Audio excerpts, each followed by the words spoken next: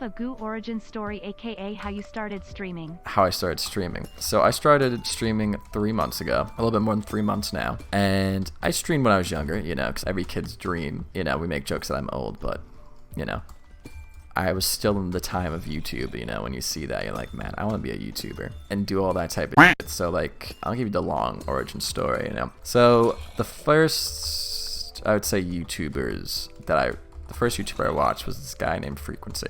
Very small YouTuber, still a super small YouTuber, but he did GameCube reviews, like GameCube game reviews, and Wii game reviews when the Wii came out. I occasionally look at his channel, I'm like, oh, that's nostalgia right there. Then I expanded into different YouTubers, Peanut Butter Gamer and yogscast. I loved those two very much. Specifically the main yogscast channel of Simon Lewis. At the time it was only called Blue Cephas. I watched them and I'm like, man, I want to be a YouTuber. So I remember I watched like videos on how to like record GameCube games and Wii games like Frequency did, and he actually had like a tutorial and I watched that. I'm like, man, I want to do that one day. Of course I was too young. I've asked for like one Christmas to get the recording supplies. Of course that didn't happen because I was too young, like why would they get me that? But I remember one Christmas I got a capture card. I had a laptop and a capture card. And I actually did stream before. I streamed some Minecraft and I streamed some Splatoon, and I actually did record a bunch of videos for like Animal Crossing and stuff. So I did really love Animal Crossing. Those videos are gone. They're unlisted. You'll never see them. I also even did like vlogs at one point because I just wanted to make YouTube videos. I did it on like my iPod Touch or something. So I did all that stuff and I knew one day I wanted to do it,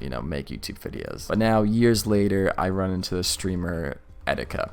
Like I already knew I wanted to do that type of stuff, but I absolutely loved Etika. He was very honest. He was very to the point. I'm like, hey, I respect this man. He was on his grind. He did Nintendo stuff. I love Nintendo stuff. I was like, man, I want to be a streamer like him. I was in my teenage years. I did do a little bit more YouTube, where I did put more effort into YouTube videos, and I occasionally streamed on YouTube and Twitch. R.I.P. Etika, by the way. Etika is unfortunately no longer with us. For a while, once I got in college, I dropped off for a little bit. You just made yourself sound old. I am old. Compared to all you, yeah. It took a while, but I decided, you know what? I am going to set myself goals. I'm going to do this. I'm going to make it happen. I'm going to become the next big thing on Twitch, and I'm going to do it. I started in March. Now we are in June. I have had astronomical growth. I got affiliated my first week of streaming, and we keep growing and growing. The first month we had like 8 average viewers. The next month we had 10, and the next month we had 15, and now we're pushing 20. So yeah, that's basically the whole story lore, who inspired me from YouTube days. Of course, there's like a lot of more YouTubers I watch, like Markiplier, PewDiePie, all those guys, and then streaming specifically Etika. So yeah, that's the lore behind that. You sucking affiliate? Nah. Heck yeah, Goo. I asked for a story and you died for it.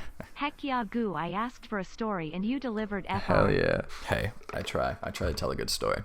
I try to be entertaining. That's the whole point.